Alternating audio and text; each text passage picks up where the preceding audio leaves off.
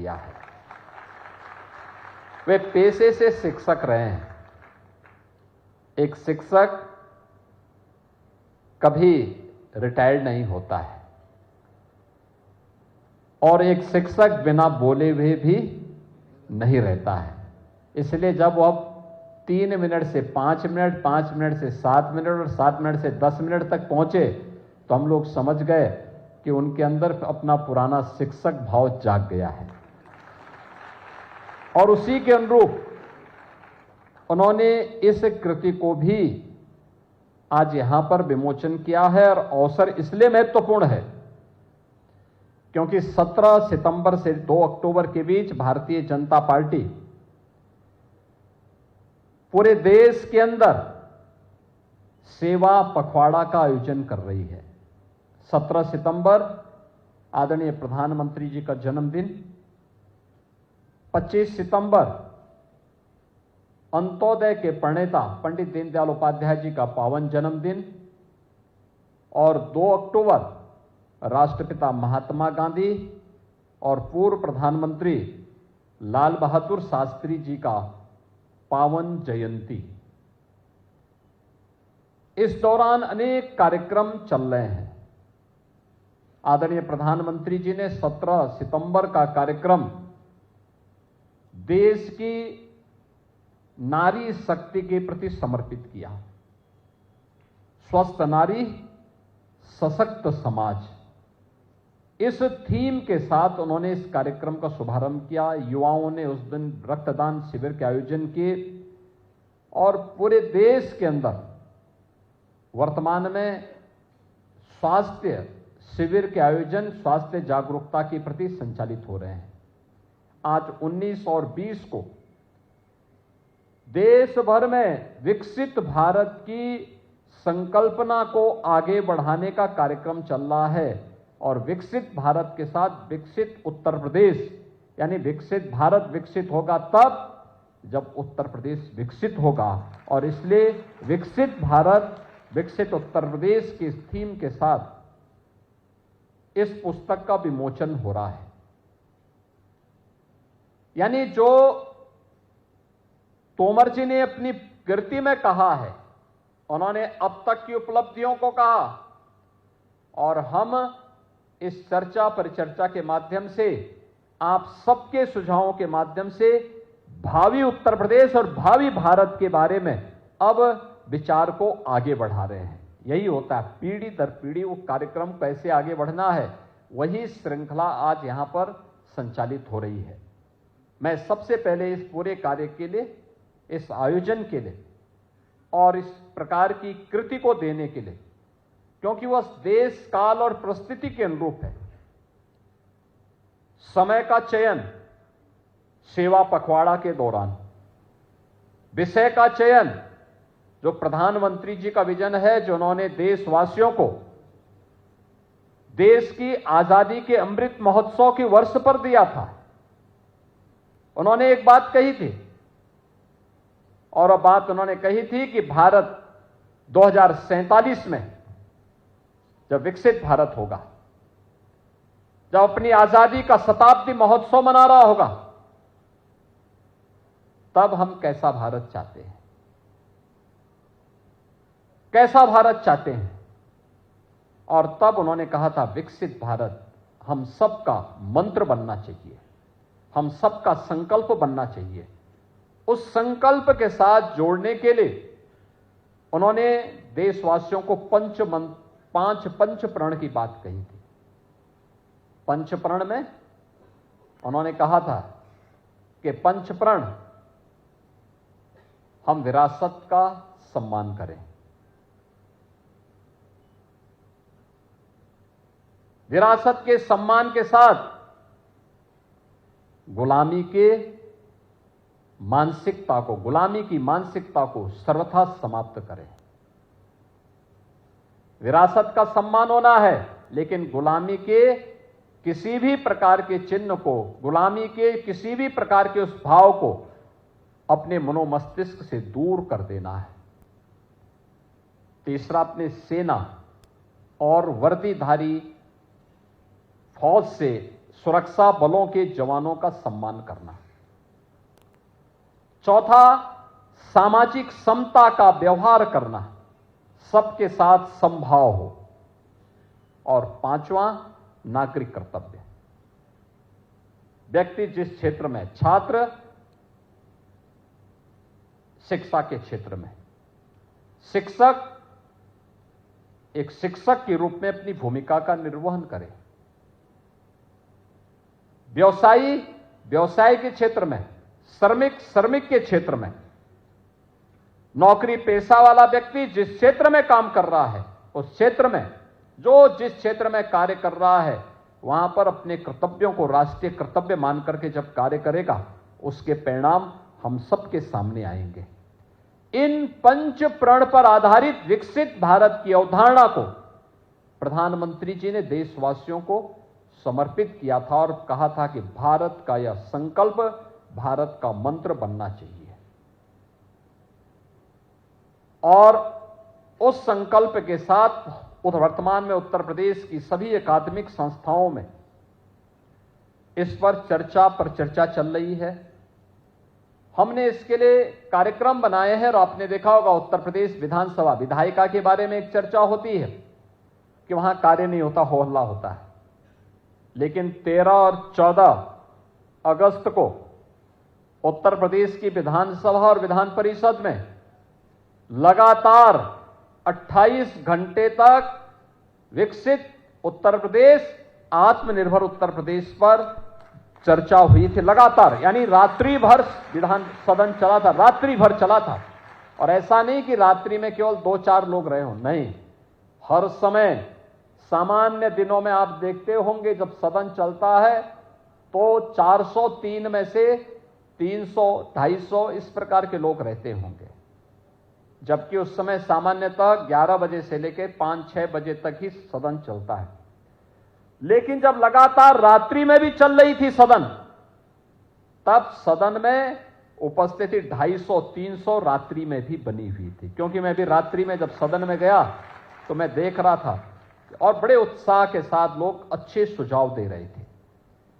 कैसे बनेगा उत्तर प्रदेश विकसित, आत्मनिर्भर कैसे बनेगा, इन सब पर व्यापक चर्चा हुई थी। और अब इस चर्चा को लेकर के हमने 300 से अधिक बुद्धिजीवियों को फील्ड में भेजा है, जो अकादमिक संस्थाओं के माध्यम से समाज के अलग अलग तबके के नागरिकों के साथ संवाद बना रहे हैं। युवाओं के साथ, अधिवक्ताओं के साथ, चिकित्सकों के साथ, महिलाओं के साथ, श्रमिकों के साथ, व्यवसायियों के साथ, समाज के जीवन से जुड़े हुए अलग अलग पक्षों को लेकर के।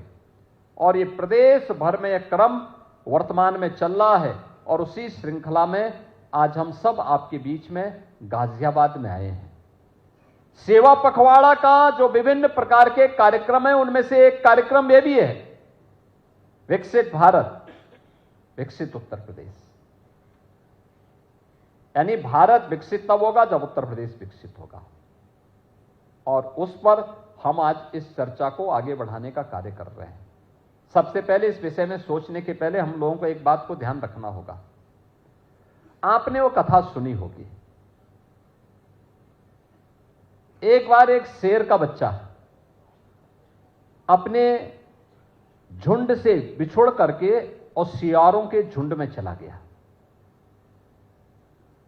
लंबे समय तक वो सियारों के साथ रहने का आदी हो गया तो उसकी आदत क्या हो गई, वह जब उस झुंड से अपने झुंड से बिछड़ करके सियारों के झुंड में चला गया तो उसकी आदत भी ऐसी हो गई, सियारों जैसी हो गई। शाम के समय जैसे अंधेरा होता था वह भी मुंह आसमान की तरफ दे करके आवाज लगाने लगता था।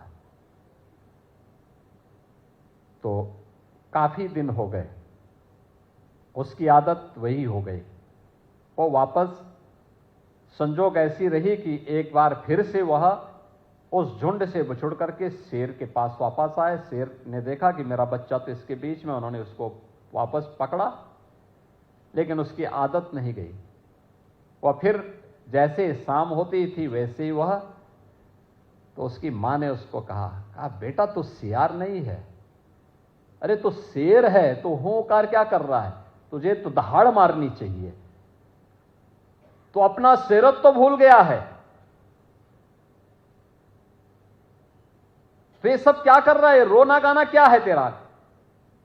तुझे तो दहाड़ मारनी चाहिए, तेरी दहाड़ से पूरे जंगल के अन्य जीवों में सुरक्षा का भाव पैदा हो जाएगा। और वही स्थिति कमोवेश हम भारतीयों की थी गुलामी के कालखंड में। याद करिए, गुलामी के कालखंड में गुलामी की मानसिकता हम सब के ऊपर इस कदर छा गई। जो भारतीय था, हमने उसको यह माना कि यह हमारे पिछड़ेपन का कारण है। हमने भारतीयता को पिछड़ेपन का कारण मान लिया। हमने मान लिया जो विदेशी है वह श्रेष्ठ सर्वश्रेष्ठ है, जो भारत का है वह श्रेष्ठ नहीं है। लेकिन अगर आप इससे पीछे जाएंगे, आप दुनिया के मानचित्र को उठा करके देखिए। दुनिया के पिछले 400-500 वर्षों के आर्थिक प्रगति के इतिहास को उठा करके देखिए। आज से 400 वर्ष पहले भारत दुनिया की नंबर 1 की अर्थव्यवस्था हुआ करता था। नंबर 1 की अर्थव्यवस्था भारत दुनिया की, और ग्लोबल जीडीपी में भारत का जो योगदान होता था,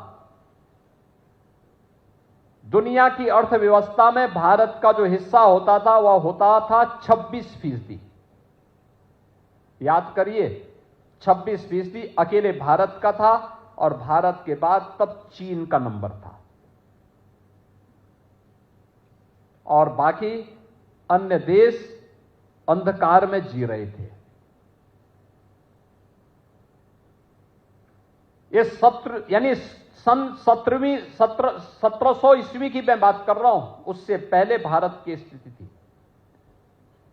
और उसके 100 साल के बाद जैसे जैसे गुलामी की मानसिकता हावी होती गई, विदेशी आक्रांताओं का और विदेशी लुटेरों का भारत के अंदर जाल फैलता गया और हमारी मानसिकता उनकी नकल करने जैसी हो गई। परिणाम क्या हुआ?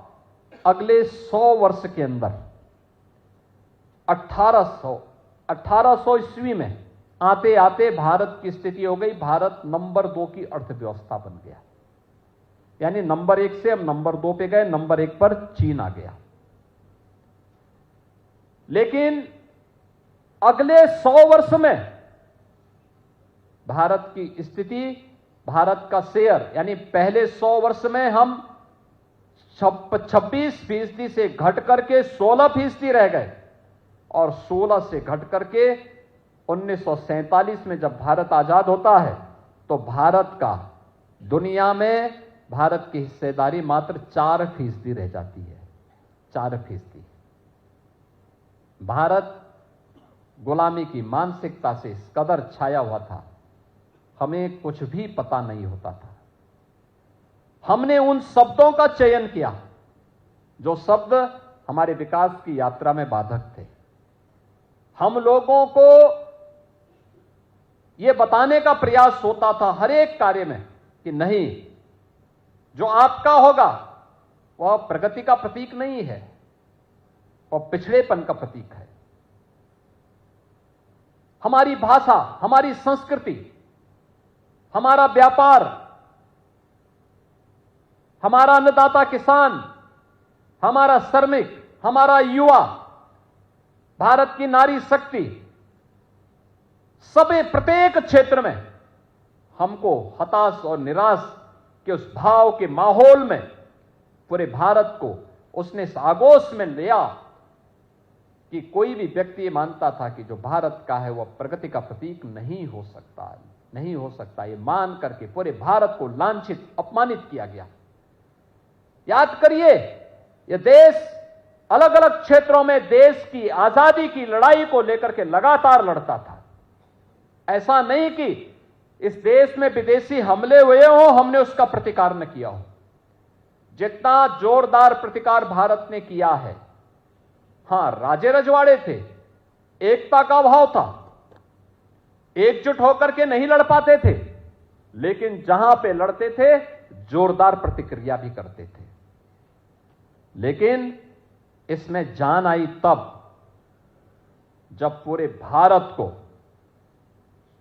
स्वदेशी का मंत्र राष्ट्रपिता महात्मा गांधी ने दिया है। राष्ट्रपिता महात्मा गांधी का स्वदेशी का मंत्र उत्तर से दक्षिण, पूरब से पश्चिम पूरे भारत को एकता के सूत्र में बांधने में सफल हुआ और परिणाम हुआ भारत की आजादी की लड़ाई मजबूती के साथ आगे बढ़ी। कहीं क्रांतिकारियों ने मोर्चा संभाला, कहीं पर आंदोलनकारियों ने, कहीं किसानों ने, कहीं श्रमिकों ने, कहीं छात्रों ने, कहीं महिलाओं ने, अलग अलग क्षेत्र में सबने नेतृत्व को संभाला। परिणाम क्या हुआ? जो ब्रिटिश हुकूमत भारत के अंदर शासन करने की मंशा के साथ आई थी कि आने वाले समय में भारत में स्थायी रूप से उनका शासन होगा,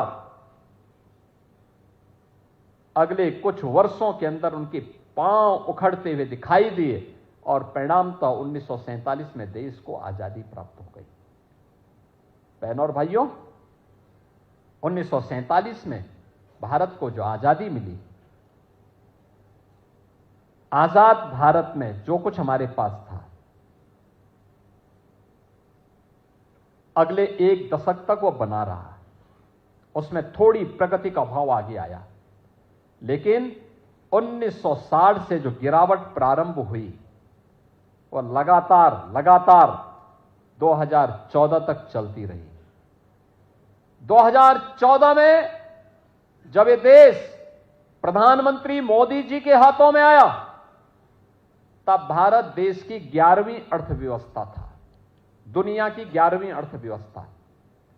और आज पिछले 11 वर्ष में प्रधानमंत्री मोदी जी के यशस्वी नेतृत्व में 11 स्थान पर भारत की अर्थव्यवस्था थी।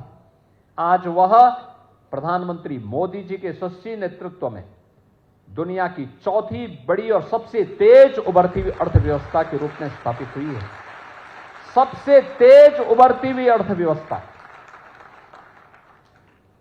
इस वित्तीय वर्ष के अंत तक यह संभावना है कि भारत दुनिया की तीसरी बड़ी अर्थव्यवस्था बनेगा।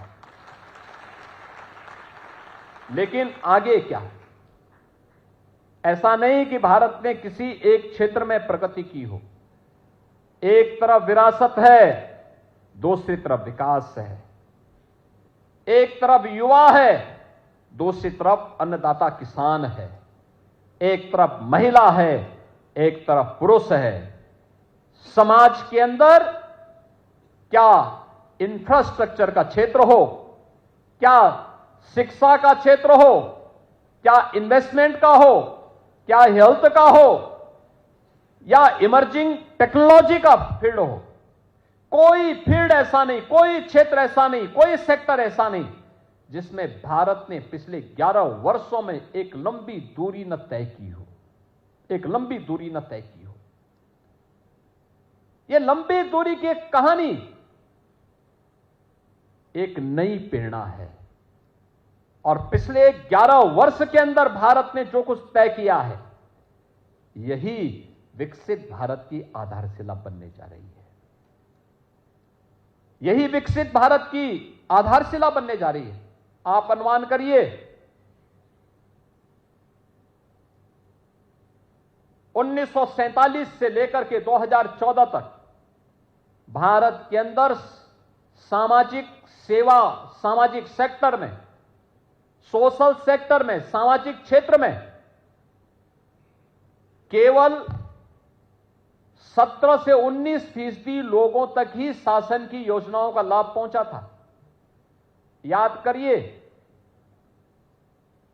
1947 से लेकर 2014 तक इन 65-70 वर्षों में केवल 19% लोगों तक शासन की योजनाओं का लाभ पहुंचा था।